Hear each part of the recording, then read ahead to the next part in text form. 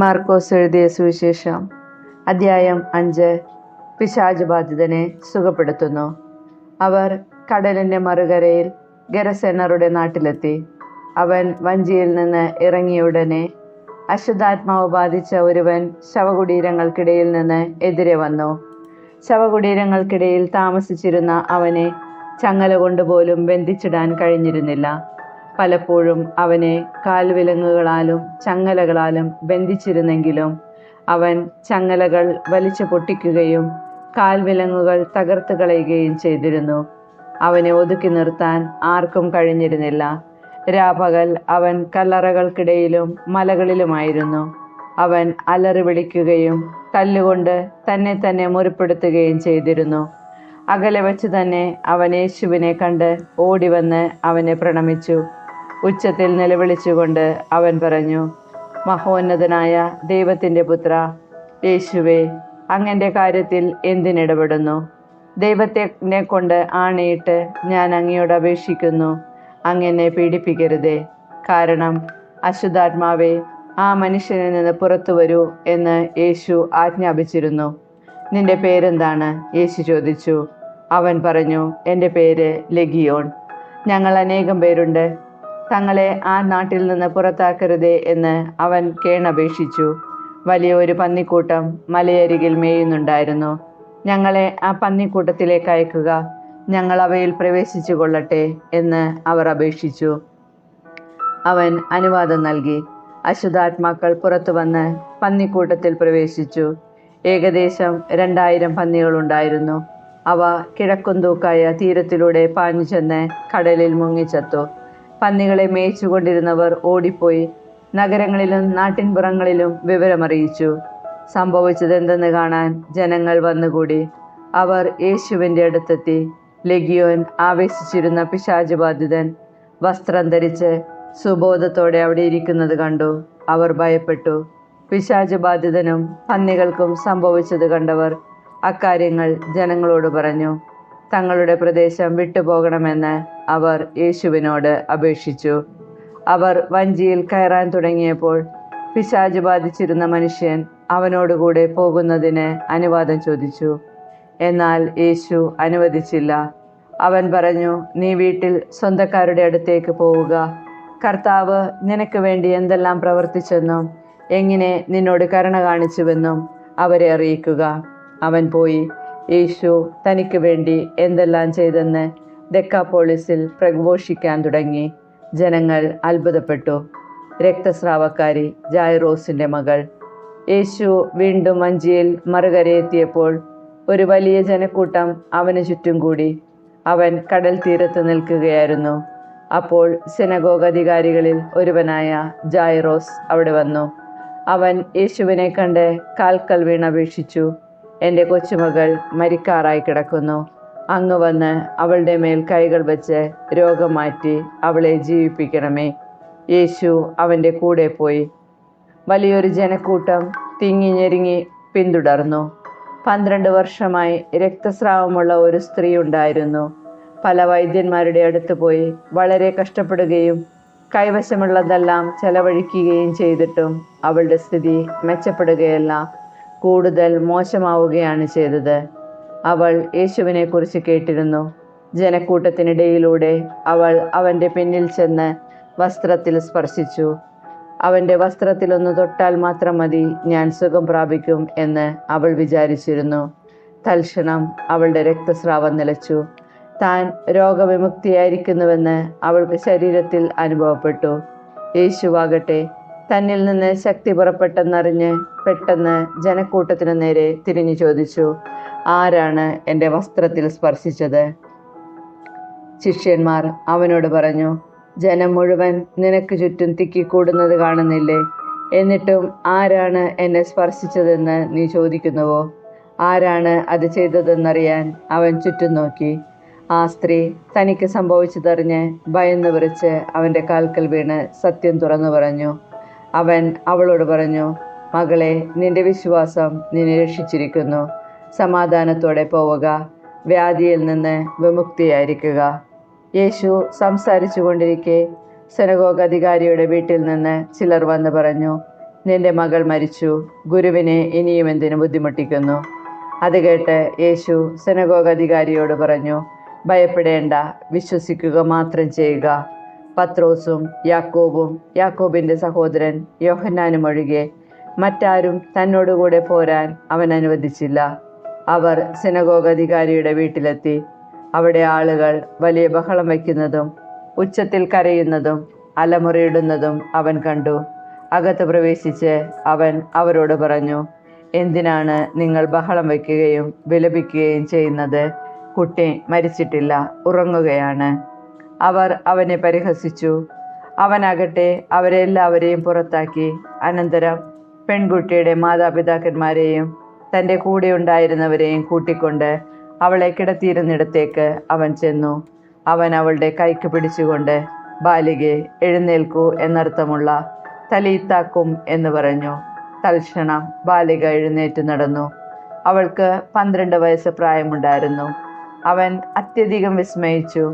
ആരും ഈ വിവരം അറിയരുതെന്ന് യേശു അവർക്ക് കർശനമായ ആജ്ഞ നൽകി. അവൾക്ക് ഭക്ഷണം കൊടുക്കാൻ അവൻ നിർദ്ദേശിച്ചു. മാർക്കോസ് എഴുതിയ സുവിശേഷം അധ്യായം 6. യേശു സ്വദേശത്ത് അവഗണിക്കപ്പെടുന്നു. യേശു അവിടെ നിന്ന് പോയി സ്വന്തം നാട്ടിലെത്തി. ശിഷ്യന്മാർ അവനെ അനുഗമിച്ചു. സാബത്ത് ദിവസം സിനഗോഗിൽ അവൻ പഠിപ്പിക്കാൻ ആരംഭിച്ചു. അവൻ്റെ വാക്ക് കേട്ട പലരും ആശ്ചര്യപ്പെട്ടു പറഞ്ഞു, ഇവന് ഇതെല്ലാം എവിടെ നിന്ന്? ഇവന് കിട്ടിയ ഈ ജ്ഞാനമെന്ത്? എത്ര വലിയ കാര്യങ്ങളാണ് ഇവൻ്റെ കരങ്ങൾ വഴി സംഭവിക്കുന്നത്. ഇവൻ മറിയത്തിൻ്റെ മകനും യാക്കോബ്, യോസെ, യൂദാസ്, ശിമയോൻ എന്നിവരുടെ സഹോദരനുമായ മരപ്പണിക്കാരനല്ലേ?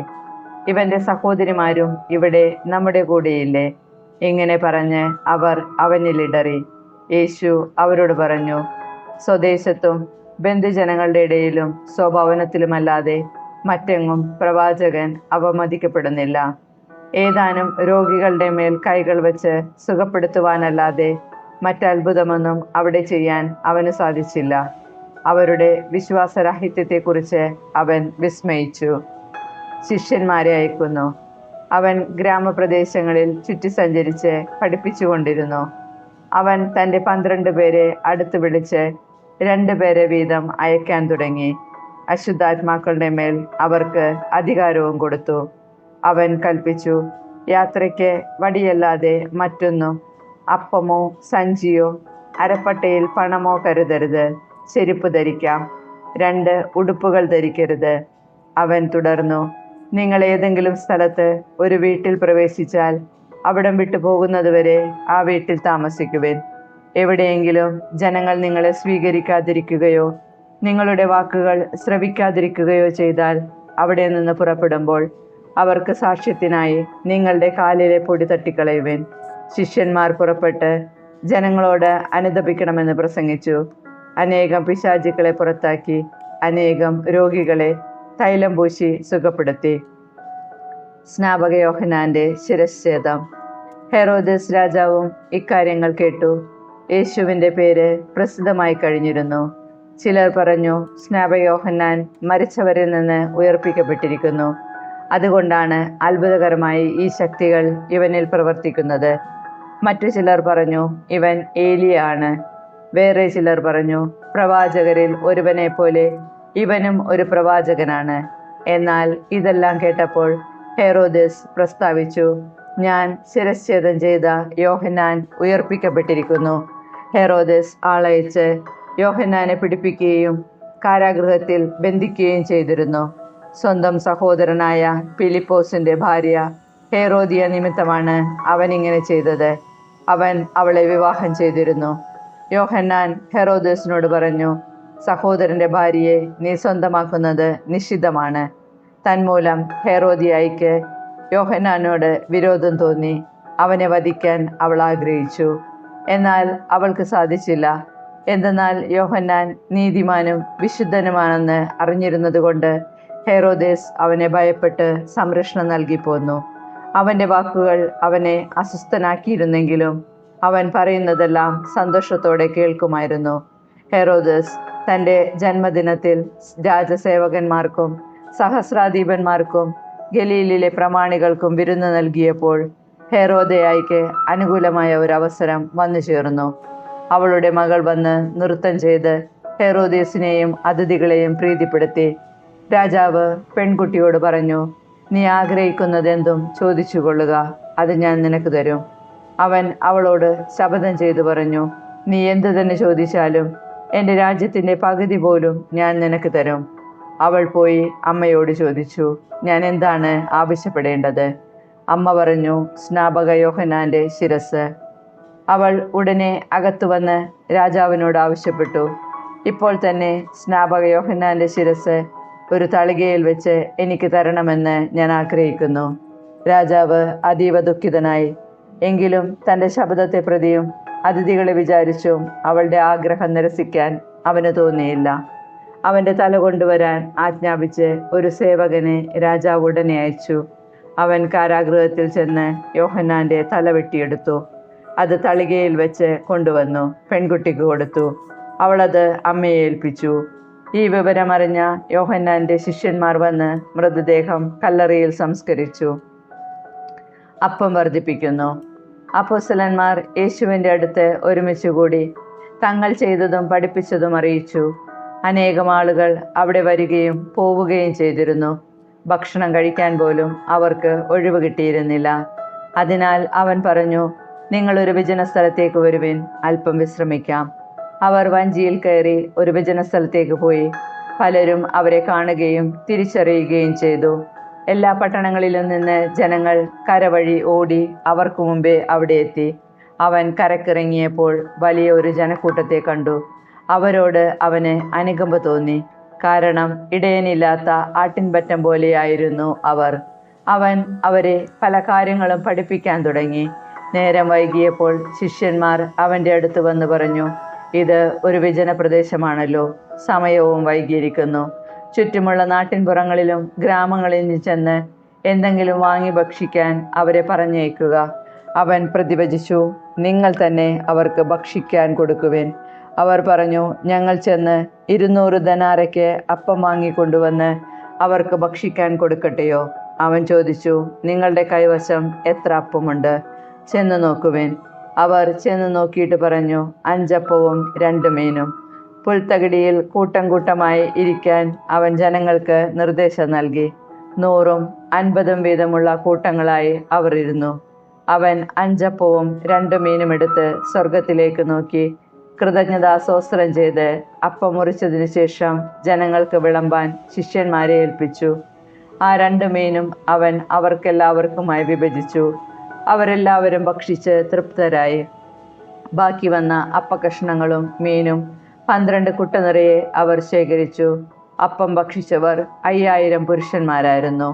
യേശു വെള്ളത്തിനു മീതെ നടക്കുന്നു.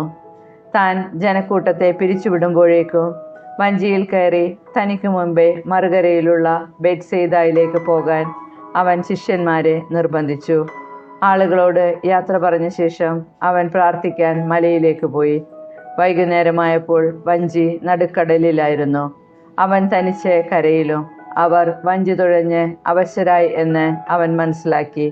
കാരണം കാറ്റ് പ്രതികൂലമായിരുന്നു. രാത്രിയുടെ 4-ാം യാമത്തിൽ അവൻ കടലിന് മീതെ നടന്ന് അവരുടെ അടുത്തെത്തി അവരെ കടന്നു പോവാൻ ഭാവിച്ചു. അവൻ കടലിന് മീതെ നടക്കുന്നത് കണ്ട് അതൊരു ഭൂതമായിരിക്കുമെന്ന് കരുതി അവർ നിലവിളിച്ചു. അവരെല്ലാവരും അവനെ കണ്ട് പരിഭ്രമിച്ചു പോയി. ഉടനെ അവൻ അവരോട് സംസാരിച്ചു, ധൈര്യമായിരിക്കുവിൻ, ഞാനാണ്, ഭയപ്പെടേണ്ട. അവൻ വഞ്ചിയിൽ കയറി. അപ്പോൾ കാറ്റ് ശമിച്ചു. അവർ ആശ്ചര്യഭരിതരായി. കാരണം അപ്പത്തെക്കുറിച്ച് അവർ ഗ്രഹിച്ചിരുന്നില്ല. അവരുടെ ഹൃദയം മന്ദീഭവിച്ചിരുന്നു. ഗനേസറത്തിലെ അത്ഭുതങ്ങൾ. അവർ കടൽ കടന്ന് ഗനേസറത്തിലെത്തി വഞ്ചി കരക്കടിപ്പിച്ചു.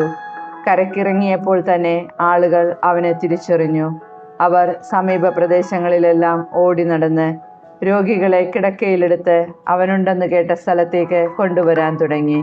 ഗ്രാമങ്ങളിലോ നഗരങ്ങളിലോ നാട്ടിൻപുറങ്ങളിലോ അവൻ ചെന്നിടത്തൊക്കെ ആളുകൾ രോഗികളെ കൊണ്ടുവന്ന് പൊതുസ്ഥലങ്ങളിൽ കിടത്തിയിരുന്നു. അവൻ്റെ വസ്ത്രത്തിൻ്റെ വിളിമ്പിലെങ്കിലും സ്പർശിക്കാൻ അനുവദിക്കണമെന്ന് അവർ അപേക്ഷിച്ചു. സ്പർശിച്ചവരെല്ലാം സുഖം പ്രാപിക്കുകയും ചെയ്തു.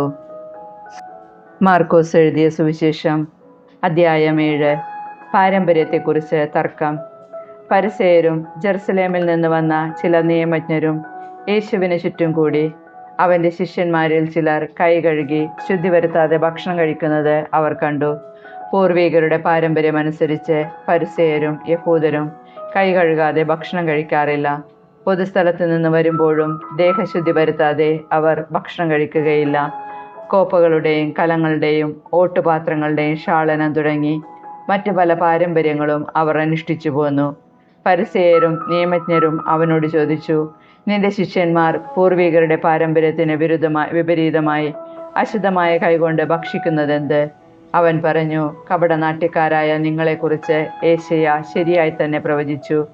അവൻ എഴുതിയിരിക്കുന്നു, ഈ ജനം അധരങ്ങൾ കൊണ്ട് എന്നെ ബഹുമാനിക്കുന്നു, എന്നാൽ അവരുടെ ഹൃദയം എന്നിൽ നിന്ന് വളരെ ദൂരെയാണ്. വ്യർത്ഥമായി അവർ എന്നെ ആരാധിക്കുന്നു, മനുഷ്യരുടെ കൽപ്പനകൾ പ്രമാണങ്ങളായി പഠിപ്പിക്കുകയും ചെയ്യുന്നു. ദൈവത്തിൻ്റെ കൽപ്പന ഉപേക്ഷിച്ച് മനുഷ്യരുടെ പാരമ്പര്യം നിങ്ങൾ മുറുകെ പിടിക്കുന്നു. അവൻ തുടർന്നു, നിങ്ങളുടെ പാരമ്പര്യം പാലിക്കാൻ വേണ്ടി നിങ്ങൾ കൗശലപൂർവ്വം ദൈവകൽപ്പന അവഗണിക്കുന്നു. എന്തെന്നാൽ നിന്റെ മാതാവിനെയും പിതാവിനെയും ബഹുമാനിക്കുക, മാതാവിനെയോ പിതാവിനെയോ ദുഷിച്ചു പറയുന്നവൻ മരിക്കട്ടെ എന്ന് മോശ പറഞ്ഞിട്ടുണ്ട്. എന്നാൽ ഒരുവൻ തൻ്റെ പിതാവിനോടോ മാതാവിനോടോ നിങ്ങൾക്ക് എന്നിൽ നിന്ന് ലഭിക്കേണ്ടത് ഖുർബാൻ, അതായത് വഴിപാടാണ് എന്ന് പറഞ്ഞാൽ മതി എന്ന് നിങ്ങൾ പറയുന്നു. പിന്നെ പിതാവിനോ മാതാവിനോ വേണ്ടി യാതൊന്നും ചെയ്യാൻ നിങ്ങൾ അവനെ ഒരിക്കലും അനുവദിക്കുന്നുമില്ല. അങ്ങനെ നിങ്ങൾക്ക് ലഭിച്ച പാരമ്പര്യം വഴി ദൈവവചനം നിങ്ങൾ നിരർത്ഥകമാക്കുന്നു. ഇതുപോലെ പലതും നിങ്ങൾ ചെയ്യുന്നു. ആന്തരികവും ബാഹ്യവുമായ ശുദ്ധി. ജനങ്ങളെ വീണ്ടും അടുത്ത് വിളിച്ച് അവൻ പറഞ്ഞു, നിങ്ങളെല്ലാവരും എൻ്റെ വാക്ക് കേട്ട് മനസ്സിലാക്കുവിൻ. പുറമേ നിന്ന് ഉള്ളിലേക്ക് കടന്ന് ഒരുവനെ അശുദ്ധനാക്കാൻ ഒന്നിനും കഴിയുകയില്ല. എന്നാൽ ഉള്ളിൽ നിന്ന് പുറപ്പെടുന്നവയാണ് അവനെ അശുദ്ധനാക്കുന്നത്. കേൾക്കാൻ ചെവിയുള്ളവൻ കേൾക്കട്ടെ. അവൻ ജനങ്ങളെ വിട്ട് ഭവനത്തിലെത്തിയപ്പോൾ ഇതാ ഉപമയെക്കുറിച്ച് ശിഷ്യന്മാർ ചോദിച്ചു. അവൻ പറഞ്ഞു, നിങ്ങളും വിവേചനാശക്തിയില്ലാത്തവരാണോ? പുറമേ നിന്ന് മനുഷ്യൻ്റെ ഉള്ളിൽ പ്രവേശിക്കുന്ന ഒന്നിനും അവനെ അശുദ്ധനാക്കാൻ സാധിക്കുകയില്ലെന്ന് നിങ്ങൾ മനസ്സിലാക്കുന്നില്ലേ? കാരണം അവ മനുഷ്യൻ്റെ ഹൃദയത്തിൽ പ്രവേശിക്കുന്നില്ല, പിന്നെയോ ഉദരത്തിലേക്ക് കടക്കുകയും വിസർജിക്കപ്പെടുകയും ചെയ്യുന്നു. എല്ലാ ഭക്ഷണപദാർത്ഥങ്ങളും ശുദ്ധമാണെന്ന് അങ്ങനെ അവൻ പ്രഖ്യാപിച്ചു. അവൻ തുടർന്നു, ഒരുവൻ്റെ ഉള്ളിൽ നിന്ന് പുറപ്പെടുന്ന കാര്യങ്ങളാണ് അവനെ അശുദ്ധനാക്കുന്നത്. എന്തെന്നാൽ ഉള്ളിൽ നിന്നാണ്, മനുഷ്യൻ്റെ ഹൃദയത്തിൽ നിന്നാണ് ദുശ്ചിന്ത, പരസംഗം, മോഷണം, കൊലപാതകം, വ്യഭിചാരം, ദുരാഗ്രഹം, ദുഷ്ടത, വഞ്ചന, ഭോഗാസക്തി, അസൂയ, ദൂഷണം, അഹങ്കാരം, മൂഢത എന്നിവ പുറപ്പെടുന്നത്. ഈ തിന്മകളെല്ലാം ഉള്ളിൽ നിന്ന് വരുന്നു. അവ മനുഷ്യനെ അശുദ്ധനാക്കുകയും ചെയ്യുന്നു. സീറോഫിനേഷ്യൻ സ്ത്രീയുടെ വിശ്വാസം. അവൻ അവിടെ നിന്ന് എഴുന്നേറ്റ് ടൈറിലേക്ക് പോയി. അവിടെ ഒരു വീട്ടിൽ പ്രവേശിച്ചു. തന്നെ ആരും തിരിച്ചറിയാതിരിക്കണമെന്ന് അവൻ ആഗ്രഹിച്ചു.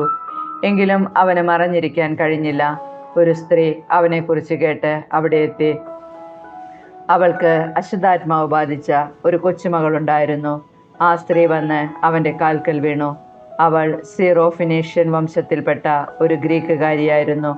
തൻ്റെ മകളിൽ നിന്ന് പിശാചിനെ ബഹിഷ്കരിക്കണമെന്ന് അവൾ അവനോട് അപേക്ഷിച്ചു. അവൻ പ്രതിവചിച്ചു, ആദ്യം മക്കൾ ഭക്ഷിച്ച് തൃപ്തരാകട്ടെ. മക്കളുടെ അപ്പമെടുത്ത് നായ്ക്കൾക്ക് എറിഞ്ഞു കൊടുക്കുന്നത് നന്നല്ല. അവൾ മറുപടി പറഞ്ഞു, കർത്താവേ, അത് ശരിയാണ്. എങ്കിലും മേശയ്ക്ക് കീഴേ നിന്ന് നായ്ക്കളും മക്കൾക്കുള്ള അപ്പകഷ്ണങ്ങളുടെ ബാക്കി തിന്നുന്നുണ്ടല്ലോ. അവൻ അവളോട് പറഞ്ഞു, ഈ വാക്കുമൂലം നീ പൊയ്ക്കൊള്ളുക. പിശാച് നിന്റെ മകളെ വിട്ടുപോയിരിക്കുന്നു. അവൾ വീട്ടിലേക്ക് പോയി. കുട്ടി കട്ടിലിൽ കിടക്കുന്നത് അവൾ കണ്ടു. പിശാച് അവളെ വിട്ടുപോയിരുന്നു. ബദിരനെ സുഖപ്പെടുത്തുന്നു. അവൻ ടയർ പ്രദേശത്ത് നിന്ന് പുറപ്പെട്ട് സീദോൻ കടന്ന് ദെക്കാപോളിസ് പ്രദേശത്തുകൂടെ ഗലീലി കടൽ തീരത്തേക്ക് പോയി. ബദിരനും സംസാരത്തിന് തടസ്സമുണ്ടായിരുന്നവനുമായ ഒരുവനെ അവർ അവൻ്റെ അടുത്ത് കൊണ്ടുവന്നു. അവൻ്റെ മേൽ കൈകൾ വയ്ക്കണമെന്ന് അവർ അവനോട് അപേക്ഷിച്ചു. യേശു അവനെ ജനക്കൂട്ടത്തിൽ നിന്ന് മാറ്റി നിർത്തി. അവൻ്റെ ചെവികളിൽ വിരലുകളിട്ടു. തുപ്പലുകൊണ്ട് അവൻ്റെ നാവിൽ സ്പർശിച്ചു. സ്വർഗത്തിലേക്ക് നോക്കി നെടുവീർപ്പിട്ടുകൊണ്ട് അവനോട് പറഞ്ഞു, എഫാത്ത, തുറക്കപ്പെടട്ടെ എന്നർത്ഥം. ഉടനെ അവൻ്റെ ചെവികൾ തുറന്നു, നാവിൻ്റെ കെട്ടഴിഞ്ഞു. അവൻ സ്ഫുടമായി സംസാരിച്ചു. ഇക്കാര്യം ആരോടും പറയരുതെന്ന് അവൻ അവരെ വിലക്കി. എന്നാൽ എത്രയേറെ അവൻ വിലക്കിയോ അത്രയേറെ ശുഷ്കാന്തിയോടെ അവർ അത് പ്രഘോഷിച്ചു. അവർ അളവറ്റ വിസ്മയത്തോടെ പറഞ്ഞു, അവൻ എല്ലാ കാര്യങ്ങളും നന്നായി ചെയ്യുന്നു. ബധിരർക്ക് ശ്രവണശക്തിയും ഊമർക്ക് സംസാരശക്തിയും നൽകുന്നു. മാർക്കോസ് എഴുതിയ സുവിശേഷം അധ്യായം 8. വീണ്ടും അപ്പം വർദ്ധിപ്പിക്കുന്നു. ആ ദിവസങ്ങളിൽ വീണ്ടും ഒരു വലിയ ജനാവലി ഒന്നിച്ചുകൂടി. അവർക്ക് ഭക്ഷിക്കാനൊന്നും ഉണ്ടായിരുന്നില്ല. അവൻ ശിഷ്യന്മാരെ വിളിച്ചു പറഞ്ഞു, ഈ ജനക്കൂട്ടത്തോട് എനിക്ക് അനുകമ്പ തോന്നുന്നു. ഇവർ 3 ദിവസമായി എന്നോട് കൂടെയാണ്. അവർക്ക് ഭക്ഷിക്കാനൊന്നുമില്ല. അവരെ വിശപ്പോടെ വീട്ടിലേക്ക് പറഞ്ഞയച്ചാൽ വഴിയിൽ തളർന്നു വീണേക്കാം. ചിലർ ദൂരെ നിന്ന് വന്നവരാണ്. ശിഷ്യന്മാർ അവനോട് ചോദിച്ചു, ഈ വിജന സ്ഥലത്ത് ഇവർക്കെല്ലാം അപ്പം കൊടുക്കുന്നതെങ്ങനെ? അവൻ ചോദിച്ചു, നിങ്ങളുടെ പക്കൽ എത്ര അപ്പമുണ്ട്? 7 എന്നവർ പറഞ്ഞു. അവൻ ജനക്കൂട്ടത്തോട് നിലത്തിരിക്കാൻ ആജ്ഞാപിച്ചു. പിന്നീട് അവൻ ആ 7 അപ്പം എടുത്ത് കൃതജ്ഞതാസ്തോത്രം ചെയ്ത് മുറിച്ച് ജനങ്ങൾക്ക് വിളമ്പാൻ ശിഷ്യന്മാരെ ഏൽപ്പിച്ചു. അവർ അത് ജനങ്ങൾക്ക് വിളമ്പി. കുറെ ചെറിയ മത്സ്യങ്ങളും അവരുടെ പക്കലുണ്ടായിരുന്നു. അവൻ അവയും ആശീർവദിച്ചു വിളമ്പാൻ ശിഷ്യന്മാരെ ഏൽപ്പിച്ചു. ജനം ഭക്ഷിച്ചു തൃപ്തരായി. ശേഷിച്ച കഷ്ണങ്ങൾ 7 കുട്ട നിറയെ അവർ ശേഖരിച്ചു. ഭക്ഷിച്ചവർ ഏകദേശം 4000 പേരുണ്ടായിരുന്നു. അവൻ അവരെ പറഞ്ഞയച്ചതിനു ശേഷം ശിഷ്യന്മാരോടൊപ്പം ഒരു വഞ്ചിയിൽ കയറി ദൽമാനൂത്ത പ്രദേശത്തേക്ക് പോയി. ഫരിസേയർ അടയാളം ആവശ്യപ്പെടുന്നു. ഫരിസേയർ വന്ന് അവനുമായി തർക്കിക്കാൻ തുടങ്ങി. അവർ അവനെ പരീക്ഷിച്ചുകൊണ്ട് സ്വർഗത്തിൽ നിന്ന് ഒരടയാളം ആവശ്യപ്പെട്ടു. അവൻ ആത്മാവിൽ അഗാധമായി നെടുവീർപ്പിട്ടുകൊണ്ട് പറഞ്ഞു, എന്തുകൊണ്ടാണ് ഈ തലമുറ അടയാളം അന്വേഷിക്കുന്നത്? സത്യമായി ഞാൻ നിങ്ങളോട് പറയുന്നു, ഈ തലമുറയ്ക്ക് അടയാളം നൽകപ്പെടുകയില്ല. അവൻ അവരെ വിട്ട് വീണ്ടും വഞ്ചിയിൽ കയറി മറുകരയിലേക്ക് പോയി. ഫരിസേയരുടെ പുളിമാവ്. ശിഷ്യന്മാർ അപ്പമെടുക്കാൻ മറന്നുപോയിരുന്നു. വഞ്ചിയിൽ അവരുടെ പക്കൽ ഒരപ്പം മാത്രമേ ഉണ്ടായിരുന്നുള്ളൂ. അവൻ മുന്നറിയിപ്പ് നൽകി, നിങ്ങൾ ജാഗരൂകരായിരിക്കുവിൻ.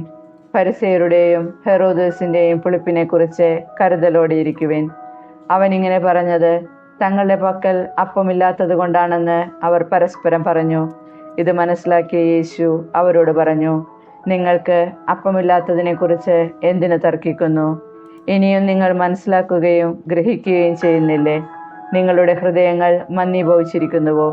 കണ്ണുണ്ടായിട്ടും നിങ്ങൾ കാണുന്നില്ലേ? ചെവിയുണ്ടായിട്ടും നിങ്ങൾ കേൾക്കുന്നില്ലേ? നിങ്ങൾ ഓർമ്മിക്കുന്നില്ലേ? 5 അപ്പം ഞാൻ 5000 പേർക്കായി ഭാഗിച്ചപ്പോൾ ശേഷിച്ച കഷ്ണങ്ങൾ നിങ്ങൾ എത്ര കുട്ട നിറച്ചെടുത്തു? 12 എന്നവർ പറഞ്ഞു. 7 അപ്പം 4000 പേർക്ക് വീതിച്ചപ്പോൾ മിച്ചം വന്ന കഷ്ണങ്ങൾ നിങ്ങൾ എത്ര കുട്ടയെടുത്തു? 7 എന്നവർ മറുപടി പറഞ്ഞു. അവൻ ചോദിച്ചു, എന്നിട്ടും നിങ്ങൾ ഗ്രഹിക്കുന്നില്ലേ? അന്ധന് കാഴ്ച. പിന്നീട് അവൻ ബെത്സയിദയിലെത്തി. കുറെ പേർ ഒരു അന്ധനെ അവൻ്റെ അടുത്ത് കൊണ്ടുവന്ന് അവനെ സ്പർശിക്കണമെന്ന് യേശുവിനോട് അപേക്ഷിച്ചു. അവൻ അന്ധനെ കൈക്ക് പിടിച്ച് ഗ്രാമത്തിന് വെളിയിലേക്ക് കൊണ്ടുപോയി. അവൻ്റെ കണ്ണുകളിൽ തുപ്പിയ ശേഷം അവൻ്റെ മേൽ കൈകൾ വെച്ചുകൊണ്ട് ചോദിച്ചു, നീ എന്തെങ്കിലും കാണുന്നുണ്ടോ? നോക്കിയിട്ട് അവൻ പറഞ്ഞു, ഞാൻ മനുഷ്യരെ കാണുന്നുണ്ട്. അവർ മരങ്ങളെ പോലിരിക്കുന്നു. നടക്കുന്നതായും കാണുന്നു. വീണ്ടും യേശു അവൻ്റെ കണ്ണുകളിൽ കൈകൾ വെച്ചു. അവൻ സൂക്ഷിച്ചു നോക്കി. കാഴ്ച തിരിച്ചു കിട്ടുകയും ചെയ്തു. അവൻ എല്ലാ വസ്തുക്കളും വ്യക്തമായി കണ്ടു. ഗ്രാമത്തിൽ പ്രവേശിക്കുക പോലും ചെയ്യരുതെന്ന് പറഞ്ഞ് യേശു അവനെ വീട്ടിലേക്ക് അയച്ചു. പത്രോസിൻ്റെ വിശ്വാസ പ്രഖ്യാപനം.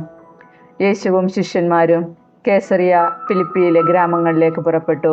വഴിമധ്യേ അവൻ ശിഷ്യന്മാരോട് ചോദിച്ചു, ഞാൻ ആരെന്നാണ് ആളുകൾ പറയുന്നത്? അവർ പറഞ്ഞു, ചിലർ സ്നാപകയോഹന്നാൻ എന്നും മറ്റു ചിലർ ഏലിയ എന്നും വേറെ ചിലർ പ്രവാചകന്മാരിൽ ഒരുവനെന്നും പറയുന്നു. അവൻ ചോദിച്ചു, എന്നാൽ ഞാൻ ആരെന്നാണ് നിങ്ങൾ പറയുന്നത്? പത്രോസ് മറുപടി പറഞ്ഞു, നീ ക്രിസ്തുവാണ്. തന്നെക്കുറിച്ച് ആരോടും പറയരുതെന്ന് അവൻ അവരോട് കൽപ്പിച്ചു. പീഡാനുഭവവും ഉദ്ധാനവും. 1-ാം പ്രവചനം. മനുഷ്യപുത്രൻ വളരെയേറെ സഹിക്കുകയും ജനപ്രമാണികൾ, പ്രധാന പുരോഹിതന്മാർ, നിയമജ്ഞർ എന്നിവരാൽ തിരസ്കരിക്കപ്പെടുകയും വധിക്കപ്പെടുകയും 3 ദിവസങ്ങൾക്ക് ശേഷം ഉയർത്തെഴുന്നേൽക്കുകയും ചെയ്യേണ്ടിയിരിക്കുന്നുവെന്ന് അവനവരെ പഠിപ്പിക്കാൻ തുടങ്ങി. അവൻ ഇക്കാര്യം തുറന്നു പറഞ്ഞു. അപ്പോൾ പത്രോസ് അവനെ മാറ്റി നിർത്തിക്കൊണ്ട് തടസ്സം പറയാൻ തുടങ്ങി. യേശു പിന്തിരിഞ്ഞു നോക്കിയപ്പോൾ ശിഷ്യന്മാർ നിൽക്കുന്നത് കണ്ട് പത്രോസിനെ ശാസിച്ചുകൊണ്ട് പറഞ്ഞു, സാത്താനെ, നീ എൻ്റെ മുൻപിൽ നിന്ന് പോകൂ. നിന്റെ ചിന്ത ദൈവികമല്ല, മാനുഷികമാണ്. അവൻ ശിഷ്യന്മാരോടൊപ്പം ജനക്കൂട്ടത്തെയും തൻ്റെ അടുത്തേക്ക് വിളിച്ചു വരുത്തി അവരോട് പറഞ്ഞു, ആരെങ്കിലും എന്നെ അനുഗമിക്കാൻ ആഗ്രഹിക്കുന്നെങ്കിൽ അവൻ തന്നെ തന്നെ പരിത്യജിച്ച് തൻ്റെ കുരിശുമെടുത്ത് എന്നെ അനുഗമിക്കട്ടെ. സ്വന്തം ജീവൻ രക്ഷിക്കാൻ ആഗ്രഹിക്കുന്നവൻ അത് നഷ്ടപ്പെടുത്തും. ആരെങ്കിലും എനിക്ക് വേണ്ടിയോ സുവിശേഷത്തിനു വേണ്ടിയോ സ്വന്തം ജീവൻ നഷ്ടപ്പെടുത്തിയാൽ അവൻ അതിനെ രക്ഷിക്കും. ഒരുവൻ ലോകം മുഴുവൻ നേടിയാലും തൻ്റെ ആത്മാവിനെ നഷ്ടപ്പെടുത്തിയാൽ അതുകൊണ്ട് അവനെന്ത് പ്രയോജനം? മനുഷ്യൻ സ്വന്തം ആത്മാവിന് പകരമായി എന്തു കൊടുക്കും? പാപം നിറഞ്ഞതും അവിശ്വസ്തവുമായ ഈ തലമുറയിൽ എന്നെക്കുറിച്ചോ എൻ്റെ വചനങ്ങളെക്കുറിച്ചോ ലജ്ജിക്കുന്നവനെ പറ്റി മനുഷ്യപുത്രനും തൻ്റെ പിതാവിൻ്റെ മഹത്വത്തിൽ പരിശുദ്ധ ദൂതന്മാരോടുകൂടെ വരുമ്പോൾ ലജ്ജിക്കും.